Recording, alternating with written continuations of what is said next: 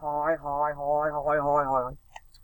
I am in for Silkyfeather today, and I'm so excited. I just can't. Oh my goodness, I've never been on TV. Okay. So, we have to listen to this, Kevin. So, yeah.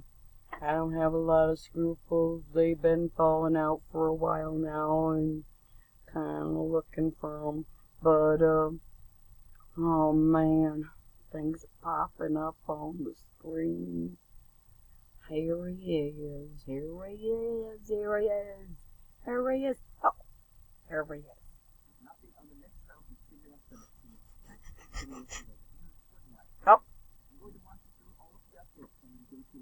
Chart as well. Quick updates for now. On the $600 per week boost, we know that many Republicans are open to increasing the existing $200 proposal with 70% wage replacement starting in October. We have a proposal from Mitt Romney that suggests increasing this to $500 per week for August and then going to 80% wage replacement. And many other Republicans are in support of increasing the limit. Even Mitch McConnell has suggested that this $200 number is a starting point. Well, new data is out. According to JP Morgan Chase, Freddie Mac, one of our favorite mortgage giants, and made, of course, popular during the Great Recession, stated that without the extra $600 boost, delinquencies on mortgages would have been 40 to 70% higher than current levels. On stimulus checks, Donald Trump mentioned yesterday that when asked if $1,200 payments were high enough, Trump responded with the quote, "We're going to see. It may have to go higher than that, actually. I'd like to see it be very high because I love the people. I want the people to get it. You know, the economy is going to come back. We saved millions of lives, but we're now bringing the economy back. We gotta take care of the people in the meantime." This reiterates arguments by Donald Trump weeks ago at the White House that the next stimulus package would be very generous and that he wants payments to go even higher than what Democrats want to see. Trump has also now suggested delaying the November election until a, quote, safer time. This wouldn't necessarily delay a change in power in January or an end to his first term, but it could delay voting, which would potentially be more favorable for Donald Trump in his opinion. It seems that he believes the closer we get to a vaccine and the more of a reopened economy we have, the more likely it is that he will get reelected. However, only Congress can do that. So we'd probably have to wait a couple years to get the November election delayed a couple months. Which, by the way, Harvard doesn't see us getting a vaccine until at least early 2021, because it'll be at least until then for trials to prove effective. Senator Ted Cruz spoke on Hannity and said, quote, "We can't just keep shoveling cash at this. We're going broke. We're bankrupting our country, and the answer can't be trillions and trillions more money. We don't need another relief bill. We need a recovery bill." He suggests that a recovery bill would include lower taxes and remove job-killing regulations. He says if we get into a spending war with the Democrats, who can be the bigger Santa Claus, we'll always get outbid, says Ted Cruz about Republicans.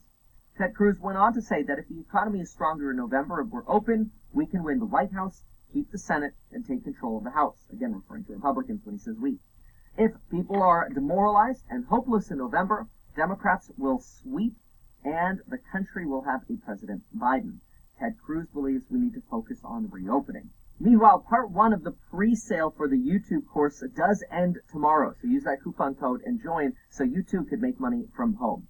Furthermore, the Federal Reserve substantially ramped up its now typical and somewhat indirect pressure on Congress to provide more stimulus. In their press conference yesterday, Chairman Jerome Powell repeatedly suggested that the Fed will do whatever it takes and that this economic recovery will have a long tail. And the Fed isn't even thinking about removing support or raising rates right now.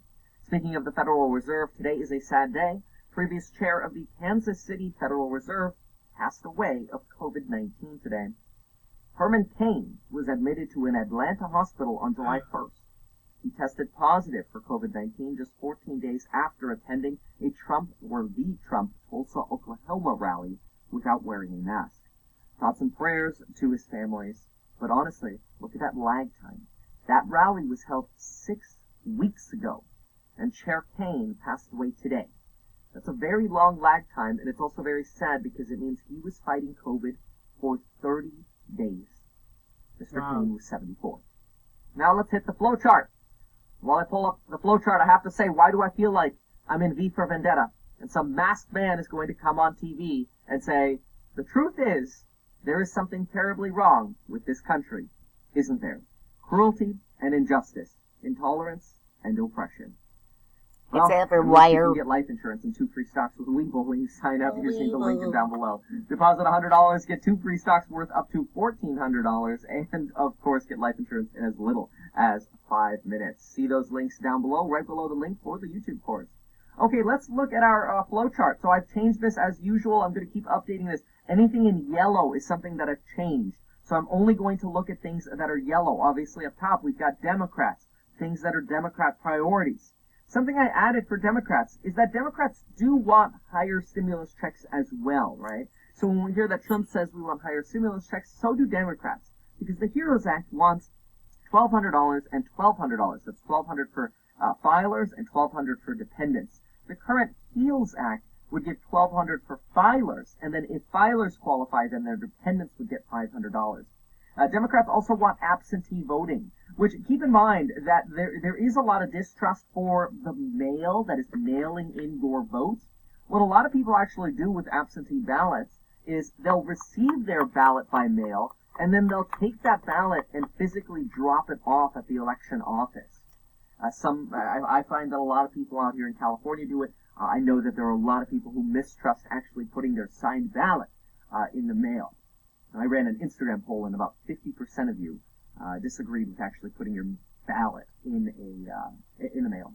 Regarding these stimulus checks and child support, I read all of your comments. I really appreciate them. I really appreciate y'all subscribing and sharing the video, by the way, as well. It's so cool. But here's the thing.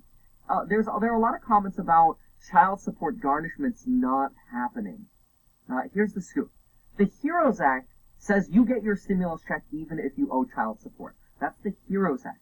However, the HEALS Act, which is the current proposal by Republicans, says that if you owe child support, you do not get the money. If you owe state or bank debt, you're still eligible to receive your check. This is the HEALS Act in green, and in yellow here, that's the HEROES Act. Okay, let's keep moving on to see what other updates we have on our flow chart today. Here we go. We'll get over here to Donald Trump's section, which is below sort of this whole section we have on information that we already know is coming in through from the actual HEALS Act. So if you want to pause, you can always read any parts of this. Always a very good idea to remember to get your mortgage forbearance. And keep in mind that a lot of banks are trying to rip off you. I get Instagram DMs flooded every day about people saying, the bank isn't offering me 6 months. The bank is wanting to review my financials. The bank isn't letting me defer the loan to the end. Yet I have a Fannie or Freddie loan. This is a scam. It's a ripoff. Educate yourself. Watch this video. Go to metkevin.com/forbearance. And in the links to that video, I'll give you all of the details that you need to arm yourself with the correct knowledge. On the stopgap bill, I added that Donald Trump does prefer voting when it's safe. We talked about that, and prefers the higher stimulus checks. I did still have some comments about the post office, and yes, the Treasury Department did approve a $10 billion loan for the post office, even though it's not likely that we're going to see the post office in any bill that gets passed here in the short term. In COVID news, we are now seeing a leveling off in COVID cases, partially thanks to new controls, new restrictions, and also a now more consistent message that wearing masks is good. In an op-ed in the Post today, a Princeton researcher wrote, over the past 6 weeks, I've eaten out at restaurants 5 times, attended 2 concerts, visited a large, busy indoor mall 3 times, had 2 haircuts, and repeatedly watched school kids run around the schoolyard. But that's all been responsible behavior, because instead of being in lockdown in my house in the D.C. area, I've been in France, where life and the economy are now carrying on close to normal. Despite France having had a worse outbreak than the United States, their president had a severe national lockdown and put an extensive testing and tracing program in place. 2 months later, they're almost back to normal. By the way, France was on such a rigid lockdown that you actually had to fill out a form just to leave your house, but now they're mostly back to normal.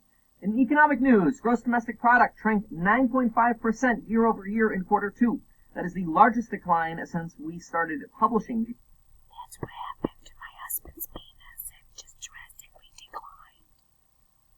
GDP data 70 years ago. Just a heads up, if you see some people saying that GDP fell 33%, that's okay as well. Basically, what's happening is from quarter two to quarter two, we fell See, just think about it. If you lost 33% of your penis right now, how much would you have? Not very much. 9.5%. But if you take this 9.5% that we just felt in quarter two and then multiply it by 4 to kind of extrapolate it over the year and then do a little bit of a seasonal adjustment, you end up with that 33%. So that's kind of like a messed up annualized rate. But it's really a 9.5% year-over-year decline, which is still twice the loss we had during the Great Recession. Meanwhile, Germany's economy, who now largely also has the virus under control, also fell by 10.15%. However, Germany is showing a stronger V-shaped recovery with massive state support for workers and businesses, with the state oftentimes just covering people's payroll so they could stay home and be safe, and then pay their bills, and when they go out, mask up. Because Germany took the virus so seriously, and especially how seriously they supported the people, Germany should now be benefiting next year more than it was in the pre-pandemic era. That is, Germany's economy might be larger than it was pre-pandemic, at least according to Chase, whereas the United States is expected to be smaller by the end of next year. Seasonally adjusted jobless claims were up about 12,000 to 1.43 million this week. That means we did have about 1.43 million jobless claims just in the last week. That's the second straight week of an increase in jobless claims. Now, if we take out the seasonal adjustment, jobs actually did a little bit better than expected, but honestly, even a little bit better than expected, taking out the seasonal adjustment, is not what we should be seeing in a true V-shaped recovery. Honestly, I'm kind of sick of V's, and I really just think this is all just referring to V for Vendetta. Restaurant spending increased in June, but has remained flat since then, and 51.1% of households experienced a loss of employment income. That is, somebody in the household lost a job or had income reduced through hours cut during the week ending July 21st. That is up from a week ago. Anyway, there you have the update for today. Check out the pre-sale on that YouTube course. Remember, the pricing does change tomorrow evening, so thank you so much for considering joining. Thank you so much for considering subscribing. Get your 2 free stocks, get your life insurance. I appreciate you watching, and we'll see you next time.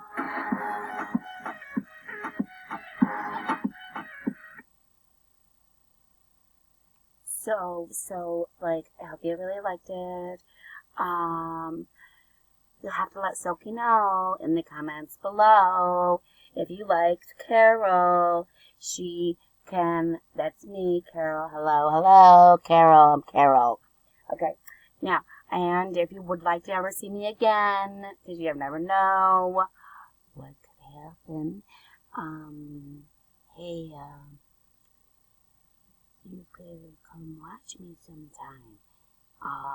Even though I don't have a lot of scruples, Kevin has a lot of scruples, and I'm just here for Silky, and yeah. Bye. Please do like and subscribe to Silkyfeather. She'll be back. Yeah, that's Silkyfeather. Yeah, bye-bye.